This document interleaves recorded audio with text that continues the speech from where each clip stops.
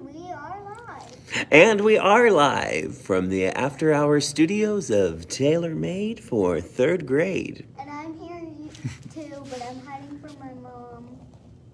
I got a little stowaway back there. That's Miss Croissant. Hi. She's just hiding out. Gonna pretend like she's not here when she comes to get picked up. I feel like a news anchor when I have my papers in front of me and a pen. We got Blossom Russo live in the house. Well, she's not in the house. She's probably live in her house watching. Lady Croissant, you want to say hi to Blossom Russo? Hi, Blossom. All right, we're here with our story called Green City this week. Blossom is ready to go. Now, our genre is one we haven't had this year. Remember, it's 2 words. It is a narrative nonfiction. And that is a test question. This pen gives me power. I feel like a news person. Or glorious, like Miss Croissant just said. Hi. Miss Sharp is watching. Miss Sharp. Miss Sharp.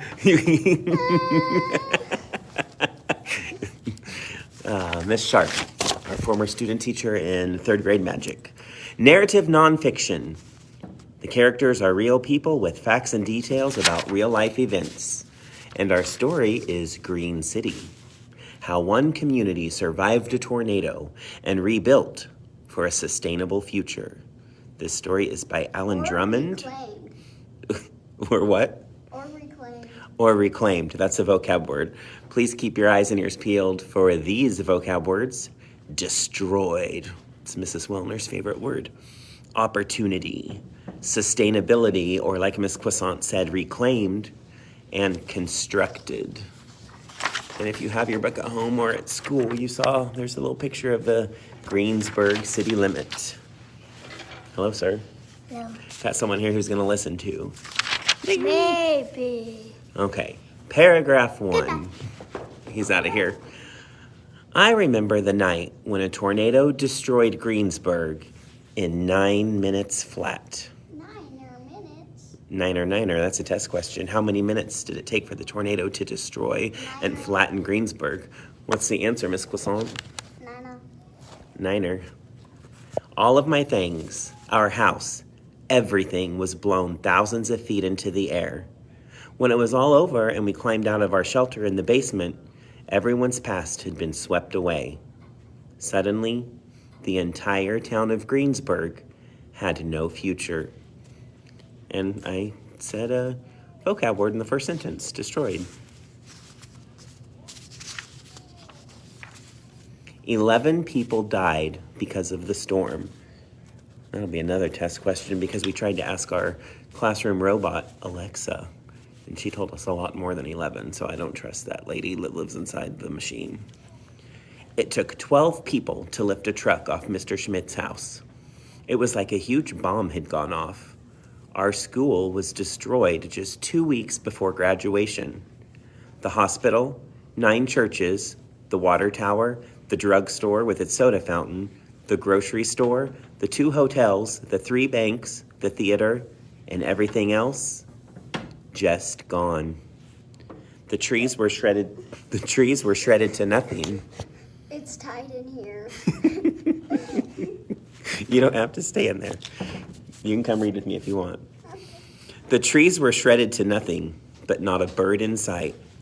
The only buildings left standing were the courthouse, the historic S.D. Robinette building, and Greensburg's giant grain elevator complex. Where are we? Word. Ding! So It looks kind of like if it were still in the book, and you'll just turn it like that. And looking, you want to read this paragraph? Yeah. And looking at the town from up, it was clear that nothing was left. Some people were asking, what good is Greensburg anymore? After all, we'd only been in a little town in the middle of endless cornfields. Down on the ground, there was a gigantic mess to clean up. The very next day, we met in a huge emergency tent set up amid rubble outside the courthouse. 500 people were there, along with TV news teams, emergency crews, and volunteers. Gonna do this one? That one? Mm-hmm. With almost no buildings left, they the only thing that remained of Greensburg was the people. Miss Croissant, do you think that should be a test question? Yes. What was the only thing that remained of Greensburg? Test question. The people. It seemed like the end of our town, but some people saw the whole situation as an opportunity for a fresh start. Soon, the big question for everyone became, what do we want to be now? Ding!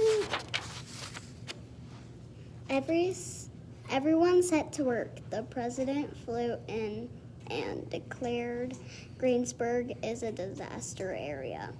So many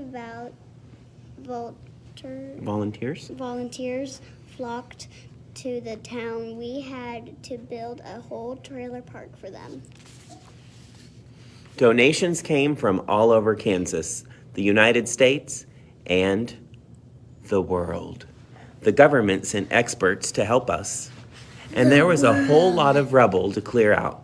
More than 388,000 tons. Good job, Croissant. I know, I read it and I smiled. We had to move out of town and find somewhere to stay during the big cleanup. By the summer, we were living in our own small city of 300 trailer homes outside Greensburg. Life was not easy, and there were disagreements. Some people moved away and never came back. Out there, living close to the weather, we realized how hot Kansas really could be. We all know how hot Kansas can be, don't we?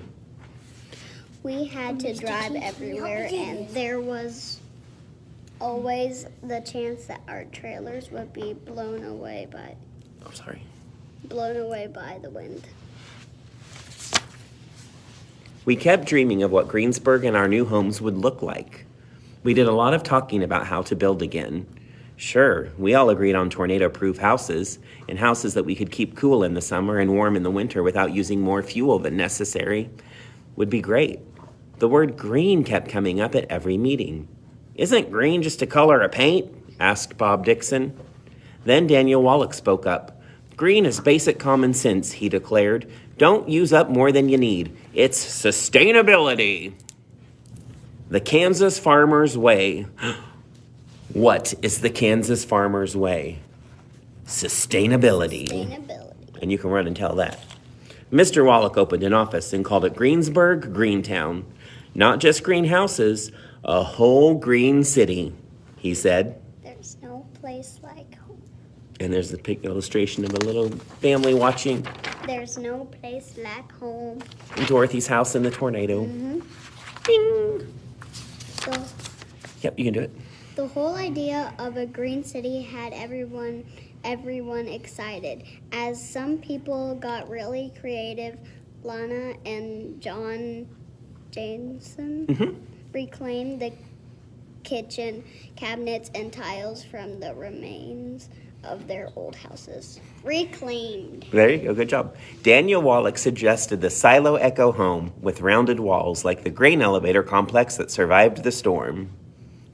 Jill and Scott Eleanor started work on an amazing wild restaurant. Wind resistant. Geodesic home. Dome home made from wooden panels. Good job. Bob Dixon designed a super strong, super insulated wood frame for his home. 16 sustainable, affordable houses called the Prairie Point Townhomes would be built for Greensburgers right on Main Street. Should that be a test question? Mm-hmm. What are people from Greensburg called? What's the answer? Greensburgers. I gotta go. Okay, thank you. Croissant's on her way out. Make sure Mom signs the slip since I know you read the story.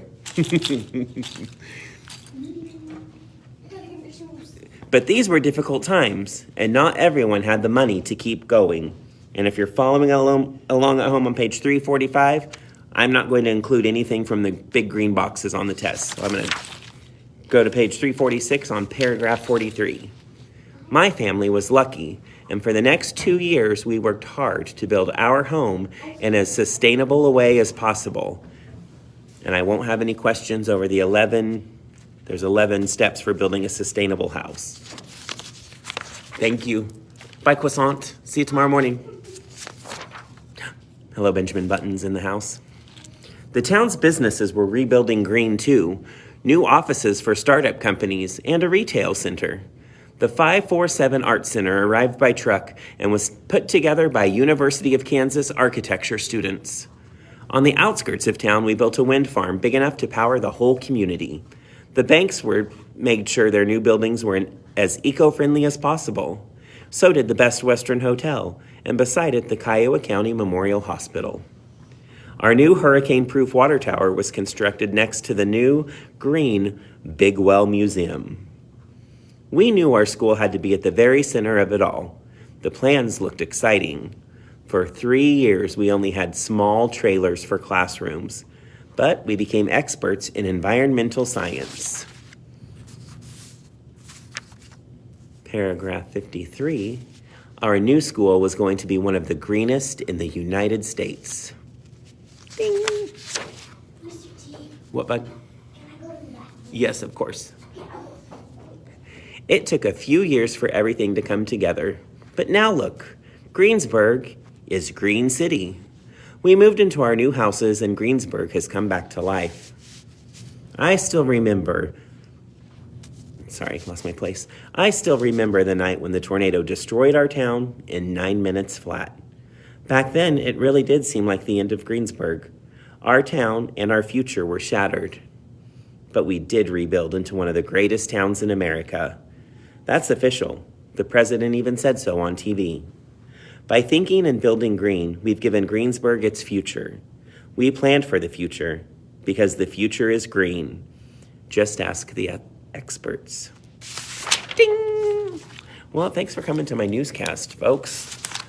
I'm going to go ahead and, before I sign off here on the air, I'm going to make sure I okay all these notes that I took. All right, that looks good.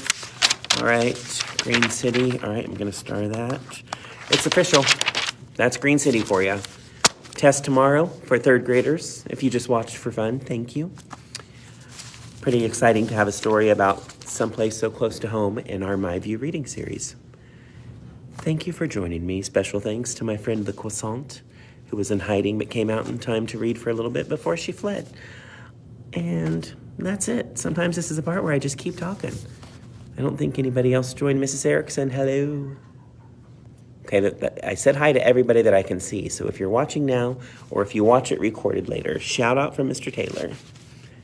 I'm Mr. Taylor. Bye, Benjamin Buttons. See you tomorrow. Pajama day, birthday day, third grade. Get to bed early.